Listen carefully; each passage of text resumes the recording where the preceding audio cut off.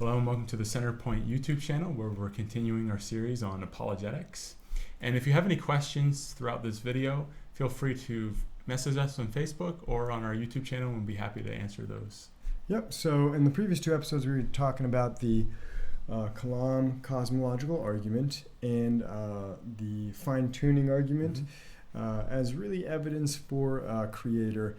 And so if you haven't watched those videos, please do that. Definitely. Because today we're going to be talking about objections to those arguments. So if you don't know what those arguments are, it might seem a little out of place for you. But like we said, or Vince said, we talked about the Kalam cosmological argument and the fine-tuning argument. So we brought those up, and we're going to really look into rebuttals to those or objections to those arguments. Yeah, and just kind of a refresher on the Kalam. The Kalam is a simple kind of two-premise conclusion argument that goes like this. Premise one is everything that began to exist has a cause. The universe began to exist. Therefore, the universe has a cause. And in our previous video, we saw that this argument points to God as the creator of our universe. Yeah, so this is really the first objection that we're going to talk about today, and that people kind of levy the God of the gaps fallacy towards this, saying, well, you know, you're just using God to explain something that we don't know, you know. So what's I guess in history, an example of a God of the gaps fallacy, so that the listeners would kind of understand? Yeah, so it's funny if you kind of look into the history of where it came from. Excuse me. It actually came from a minister who talked about it as explaining the God of the gaps fallacy is for something that you can't explain in a natural sense. For instance, and it was often used for lightning, you know. People would, in the ancient times, lightning struck, that's, a God angry at us, or an earthquake or something like that. But now we know the natural explanation for that. So a God of the gap is simply, you're looking at something in nature, we don't necessarily fully understand it, so we're just going to say, God's doing it, He's working in it somehow, that's, something like that. Okay, and so they're saying that this type of fallacy is being committed by using this argument. Yes. The Kalam cosmological argument is just committing this fallacy. And that's a common objection, I think, raised by a lot of people that you might come in contact with. You might bring this up. And it has a few problems, though. So the first, though, is if you go back to that video when we talked about the Kalam cosmological argument, it's not that we lack a natural explanation for something. Like we don't understand how lightning works, so we say God did it. It's not that at all.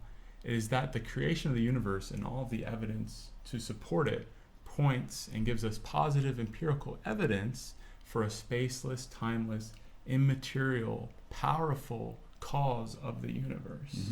So that's the first thing that's different here. Yeah. The second thing, right, is that, like we said, if space, time, and matter had a beginning, then whatever created space, time, and matter cannot be made of space, time, and matter. So that's another difference here between, like we said, a natural explanation for lightning versus talking about the creation of the universe. You're definitely outside the realm of natural explanation. Right. Whenever there is no time, space, or matter.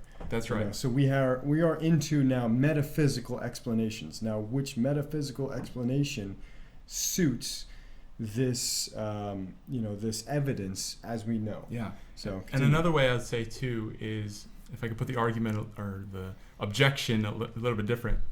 So again, the objection is, given enough time, science will find a natural explanation for all of nature, basically. And so I might as well say this: given enough time, I will find out how I gave birth to my own mother. Yeah. It can't happen in principle. If nature had a beginning, whatever caused nature must transcend nature. Like you said, it must be metaphysical. Yes, that's kind of a common way that people say it. Given enough time, science will figure it out. Given enough time, science will figure it out. But that doesn't necessarily apply here, because all the science is leading towards this metaphysical, a need for a metaphysical explanation. Okay. So that's kind of talking to a little bit of the God of the gaps objection to the Kalam. So let's kind of shift into the fine-tuning. What are some objections towards that? Well, there's a few. So just to recap, last week we talked about how science shows that the universe is finely tuned to support life. So if you change any number of constants, like the expansion rate of the universe, by only a tiny amount, an imperceptible amount, there would be no universe or no universe that supports life. Mm-hmm. So one way that people have objected to this in the past is they use something called the weak anthropic principle. It's kind of seen a new facelift in what's referred to as the puddle analogy or argument. And it goes something like this, of course the universe we live in is fine-tuned for life. Otherwise, we wouldn't be here to observe it. So should we not be surprised that when we see evidence for fine-tuning, why should we be surprised? It should be what we expect. Yeah, so if it was any other way, we wouldn't be here basically to observe it. And the way that the puddle analogy kind of phrases it is, a puddle doesn't say to itself, oh, look at this, groove that I'm in. It's just perfectly suited for my exact shape. As you see a tire track in the mud maybe and it's filling up with puddle. That puddle's saying to itself, oh, look at this this groove. It's perfectly fits my existence. So that's kind of how they use the puddle analogy, and they say, and they kind of equate that to us saying, oh, look, we're in a finely tuned universe, so clearly, someone must have created this or something. Mm-hmm. And while the fact that the universe has to be finely tuned for us to be here to observe it is definitely true, it does not explain why the universe is finely tuned, and we'll talk about that a little bit. And remember from last week, there's 3 options for the fine-tuning. It's either physical necessity, chance, or design. Yeah, so there's an illustration that philosopher John Leslie and also, I guess, later by William Lane Craig use to illustrate this point. So let's suppose that you're to be executed by a firing squad of 100 trained marksmen, all of them aiming rifles at your heart. You're blindfolded. The command is given. You hear a deafening roar of the rifles, and you observe that you're still alive. The 100 marksmen missed. Okay, taking off the blindfold, you do not observe that you are dead. Quite obviously. Yes, yeah. Right? Wow, no surprise there.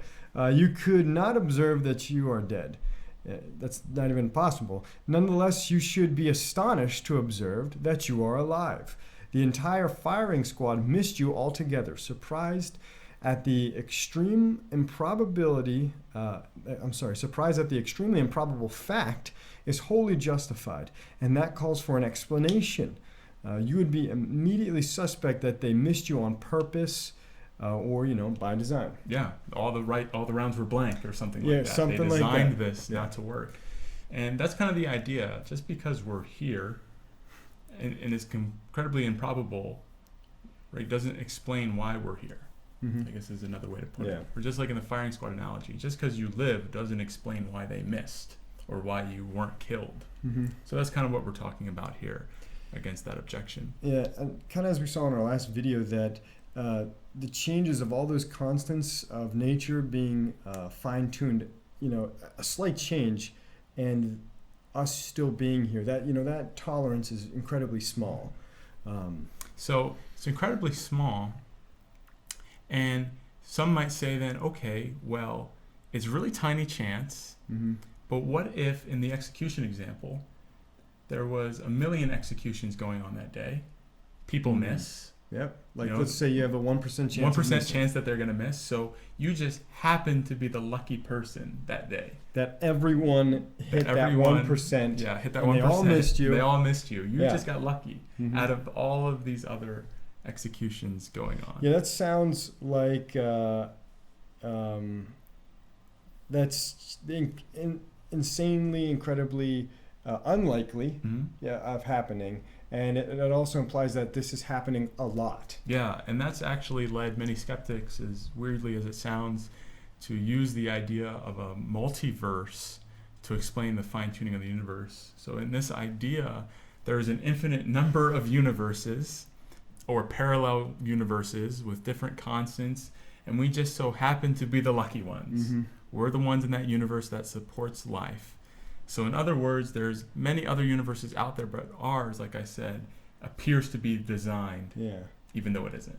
Yeah, it sounds like a comic book, cartoon kind of thing. Like, and I remember hearing about, in comic books, like, in another universe, this like other the Flash Spider-Man goes into universe. the next Earth and gets the other Flash to help. That's right. Yeah, and I'm like, right. What is it? So I'm like, I associated just total fantasy. Yes, but it's an actual no, this is our argument for against the fine tuning. Well, there must be just And I think actually even posing that argument is an admission by a skeptic saying this universe is designed, or does appear to be designed, but we don't want to attribute that to a designer. Mm-hmm. So we'll go this multi-universe step. Yeah. So it gets rid of the designer.